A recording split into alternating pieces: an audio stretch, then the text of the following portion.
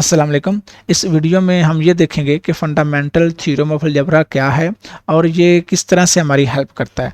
तो according to fundamental theorem of algebra, अगर आपके पास कोई पोलिनोमियल पी ऑफ एक्स है और उस पोलिनोमियल की जो डिग्री है वो डिग्री उसको अगर हम n कह दें तो वो जो n है वो ग्रेटर इक्वल टू क्या हो, 1 हो। यानी कि आपकी जो पोलिनोमियल है वो 0 डिग्री की नहीं होनी चाहिए।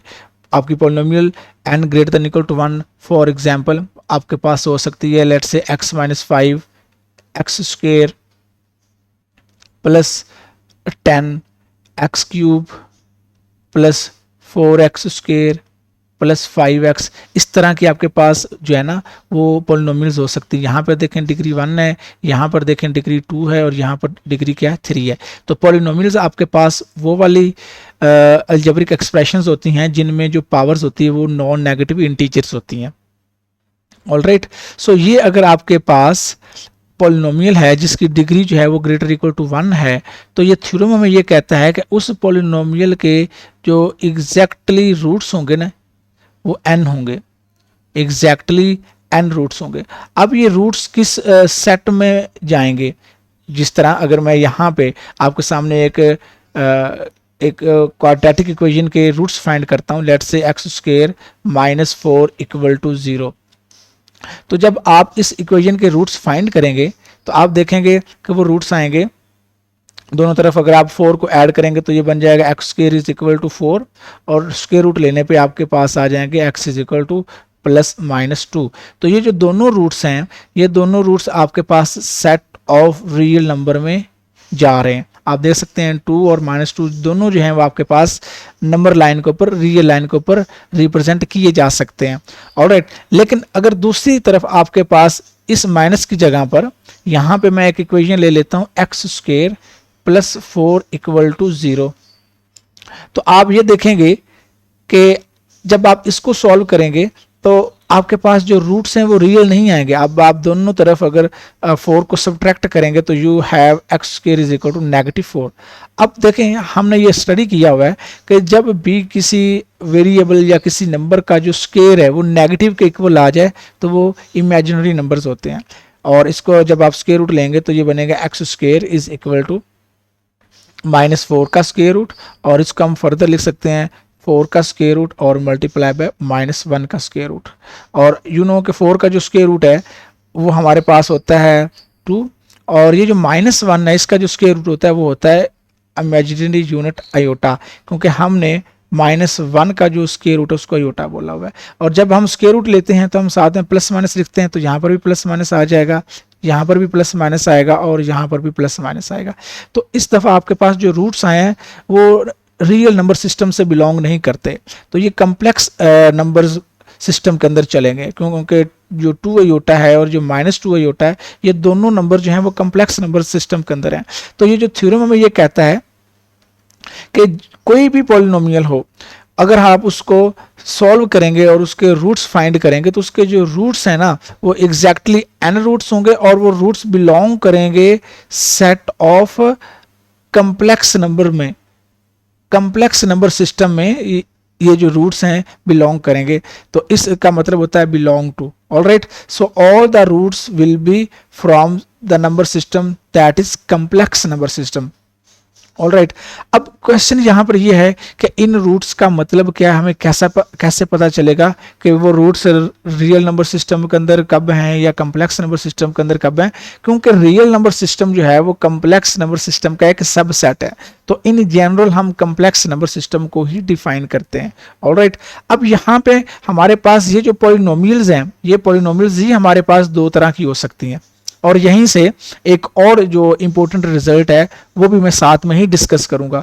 और वो रिजल्ट ये है कि अगर ये +2 और -2 जो हैं ये रूट्स हैं इस क्वाड्रेटिक इक्वेशन के, तो इसका मतलब है कि इस क्वाड्रेटिक इक्वेशन एक्स स्क्वायर -4 को मैं लिख सकता हूं, ये जो रूट्स हैं x -2 और x +2, क्योंकि जब मैं इनको इक्वल टू 0 पुट करूंगा तो यहाँ से एक दफ़ा 2 आएगा रूट्स और यहाँ से इक्वल आएगा -2 रूट्स। तो मैं इस क्वाड्रेटिक इक्वेशन को लिख रहा हूँ, इस क्वाड्रेटिक एक्सप्रेशन को लिख रहा हूँ in the term of linear product के, यानी कि ये अगर आप देखें तो आपके पास ये लीनियर फैक्टर्स हैं x-2 और x+2 जो हैं ये आपके पास क्या हैं, लीनियर टर्म्स हैं या लीनियर फैक्टर्स हैं। सो इट मीन्स कि हम अपने इस थ्योरम को इस्तेमाल करते हुए जब हम ये कहते हैं कि इसके रूट्स एग्जिस्ट कर रहे हैं तो इट मीन्स कि हम इसको लीनियर फैक्टर्स के प्रोडक्ट में लिख रहे हैं।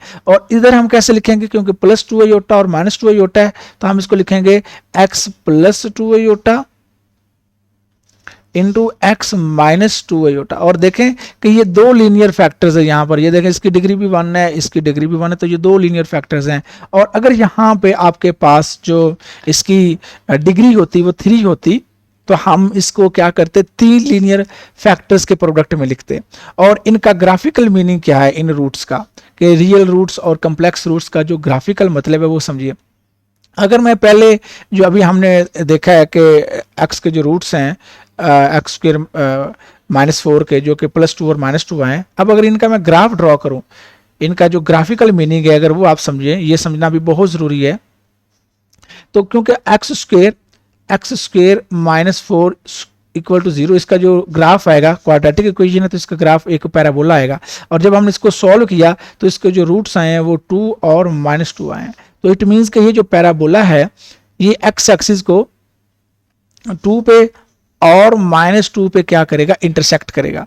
और जब मैं इसका ग्राफ ड्रॉ करूंगा जो कि एक पैराबोला होगा, और वो पैराबोला जो है आपके वो पैराबोला जो है इस तरह एक जो है ना ग्राफ बनेगा। ये एक रफ ग्राफ मैंने ड्रॉ किया है जो कि -2 और +2 को इंटरसेक्ट करता हुआ गुजरेगा।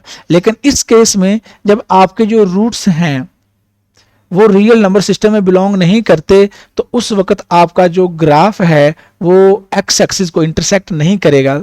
सो ये आपने बात को जो है ना अंडरस्टैंड करना है। ये एग्जाम पॉइंट ऑफ व्यू के लिहाज से, एमसीक्यूज के हवाले से ये इंपॉर्टेंट बात है कि अगर आपकी क्वाड्रेटिक इक्वेशन है या क्यूबिक इक्वेशन है, कोई भी पॉलिनोमियल है, अगर उसके रूट्स कम्प्लेक्स हैं तो इसका मतलब यह है कि वो जो x एक्सिस को कट नहीं कर रही। अब x² + 4 का जो ग्राफ है, x² + 4 का जो ग्राफ है वो भी एक पैराबोला ही होगा, लेकिन वो पैराबोला यहाँ पे अगर आपके पास यहाँ पर y की वैल्यू 4 है तो ये यहाँ से अगर आप इसको ड्रॉ करेंगे तो ये यहाँ से अपवर्ड जो है वो पैराबोला हो जाएगा। ऑलराइट, और आप देख सकते हैं कि इस केस में ये आपके जो x एक्सिस है उसको इंटरसेप्ट नहीं कर रहा। ऑलराइट, सो इस तरह के आपके पास, अब अगर लेट्स से मैं एक क्यूबिक इक्वेशन लेता हूं, मैं एक क्यूबिक इक्वेशन लेता हूं p of x = x³ और यहां पर मैं ले लेता हूं -x या लेट्स से +x, ये हमारे पास एक क्यूबिक इक्वेशन आ गई। ऑलराइट, अब जब हम इसको सॉल्व करते हैं तो हम p of x को = 0 रखेंगे। तो जब p of x को = 0 रखेंगे तो ये बनेगा x³ + x = 0 और यहाँ से x को कॉमन लेंगे तो बाकी आपके पास बच जाएगा x² -1 = 0। और यहाँ पे आपके पास या तो x की वैल्यू 0 आएगी या फिर आप x² -1 को = 0 रखेंगे। तो यहाँ से फर्दर जो है x² जब +1 आएगा तो यहाँ पे आपके पास जो x की वैल्यूज़ हैं वो क्या आ जाएंगी, x की वैल्यूज़ आ जाएंगी वो आ जाएंगी +-1।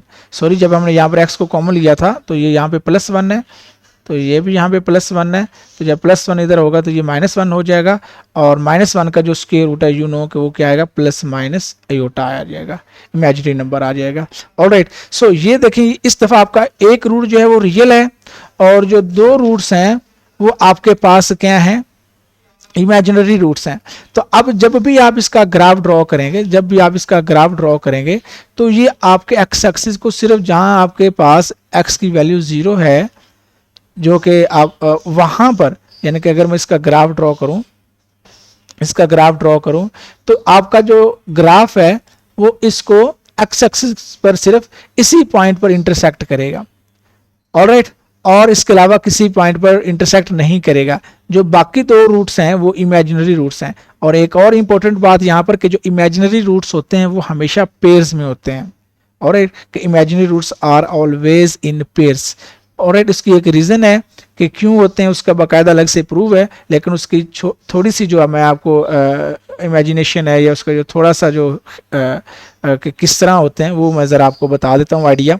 और वो ये है कि अगर आपके पास हमने जब कंप्लीटिंग द स्क्वायर में एक क्वाड्रेटिक फार्मूला ड्राइव किया था और हमने ये देखा था कि x इज इक्वल टू होता है minus b plus minus b square minus 4ac over 2a। तो यहाँ पे देखें, अगर आप इसको, ये जो आपका बी स्क्वायर माइनस 4ac है, जो अगर ये लेस देन 0 होता है, बी स्क्वायर मनफी 4ac, क्योंकि बी स्क्वायर माइनस 4ac जब लेस देन 0 होगा तो ये एक नेगेटिव नंबर होगा। और नेगेटिव नंबर्स का जब आप यहाँ पर स्क्वायर रूट लेंगे तो उसको हम जो है वो कम्प्लेक्स नंबर कहते हैं। तो ये कम्प्लेक्स नंबर आएगा। और जब यहाँ पर प्लस करेंगे और ये माइनस करेंगे तो आप देखेंगे कि माइनस बी ओवर 2a जो है वो दोनों में सेम है। यानी कि आप देखेंगे कि इसको मैं ऐसे भी लिख सकता हूँ माइनस बी ओवर 2a और plus minus b square minus 4ac over 2a। अगर ये बी स्क्वायर मनफी 4ac जो है ये लेस देन 0 है तो ये कम्प्लेक्स नंबर होगा। और ये देखें, ये आपके पास क्या होगा, रियल पार्ट, इसका क्या होगा, रियल पार्ट। और जो ये होगा ये आपके पास इसका हो जाएगा इमेजिनरी पार्ट। और ये तब होगा जब बी स्क्वायर मनफी 4ac जो है वो लेस देन 0 होगा। तो ये देखें यहाँ पर प्लस माइनस है, तो एक दफ़ा सिर्फ साइन प्लस का करना, यानी कि एक दूसरे के कॉन्जुगेट है। जब हम देखते हैं क्योंकि इमेजिनरी पार्ट का जैसे ही साइन चेंज होता है तो एक दूसरे के कॉन्जुगेट कहलाते हैं। ठीक है, तो क्वाड्रेटिकली ये मैंने आपको आइडिया दे दिया है कि आपके पास जो रूट्स हैं वो हमेशा, अगर कम्प्लेक्स रूट्स हैं तो वो क्या होंगे, पेयर्स में होंगे। और वो दोनों रूट्स एक दूसरे के क्या होंगे, कॉन्जुगेट होंगे।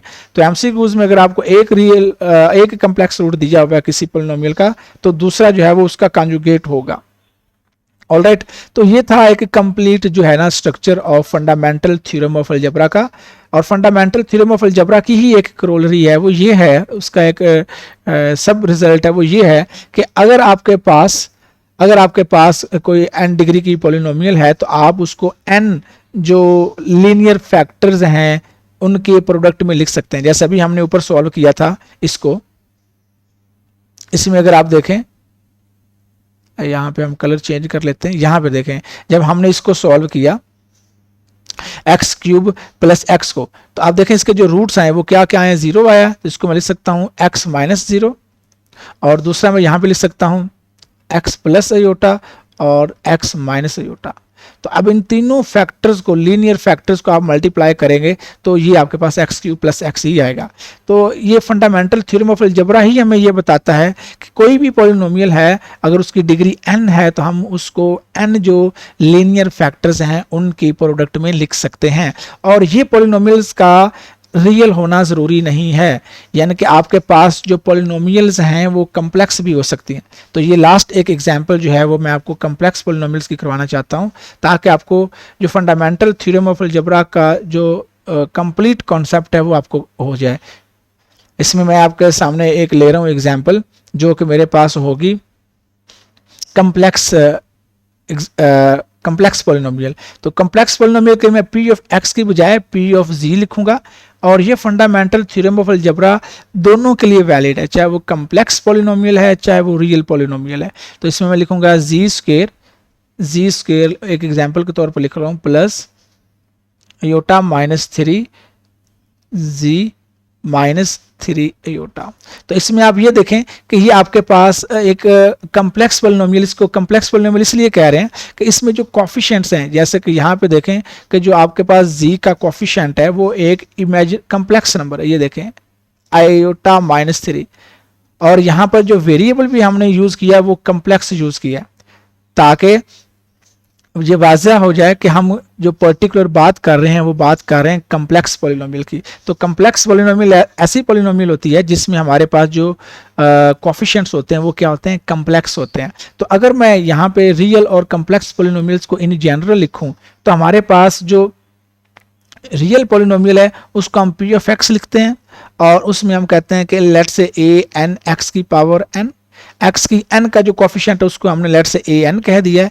और इसी तरह से आप इन जनरल जब लिखेंगे तो हम सारी टर्म्स के लिए लिखेंगे, पावर को एक एक कम करते जाएंगे। ये जो n-1 नीचे वाला ये वाला ये सब स्क्रिप्ट में, और ऊपर n-1 जो x की पावर में है, और इसी तरह ये आपके पास चलता जाएगा और लास्ट में आपके पास बचेगा कांस्टेंट।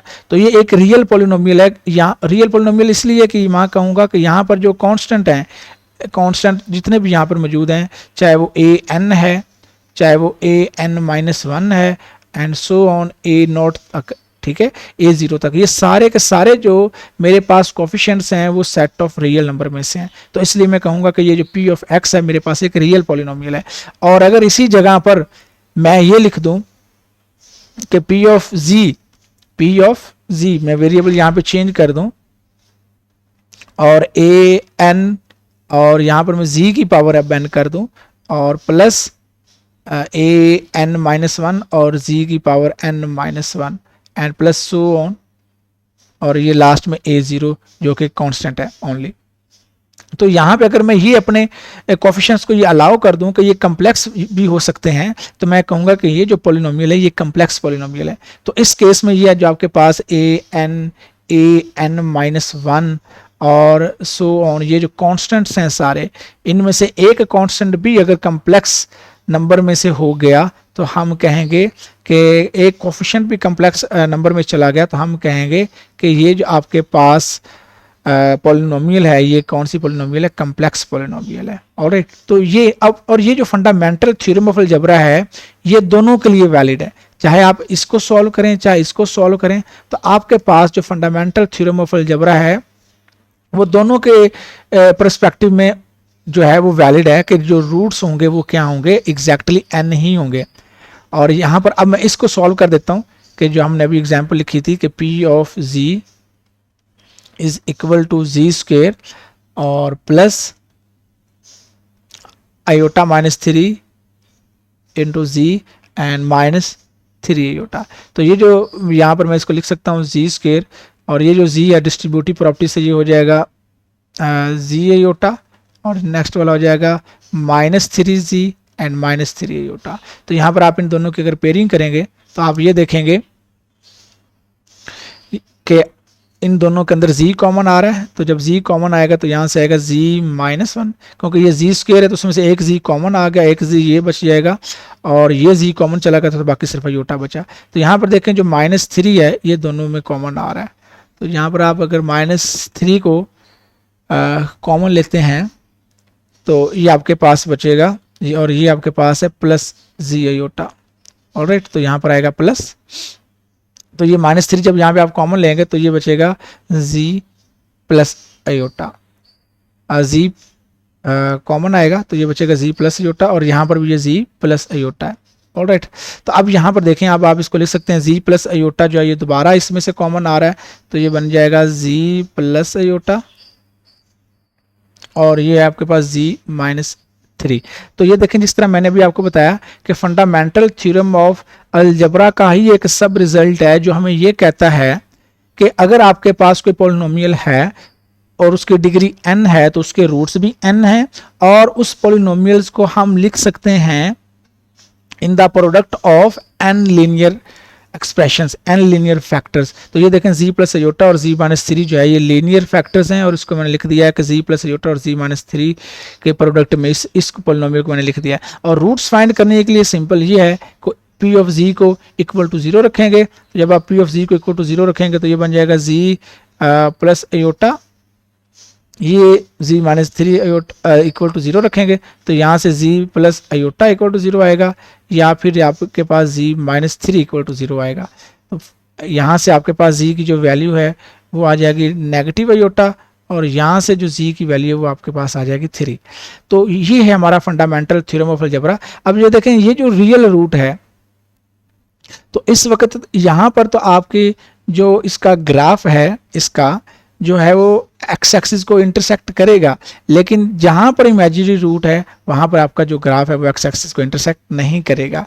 सो ये था हमारे पास कंप्लीट जो फंडामेंटल थ्योरम ऑफ अलजेब्रा का कॉन्सेप्ट।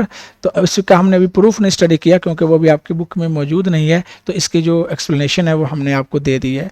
तो अगर आपको वीडियो जो है इंटरेस्टिंग लग रही है और आपको फ़ायदा हो रहा है तो इसको जो है वो लाइक भी करें और सब्सक्राइब भी करें और दोस्तों के साथ शेयर भी करें ताकि उनको भी ये फ़ायदा हो। Thank you.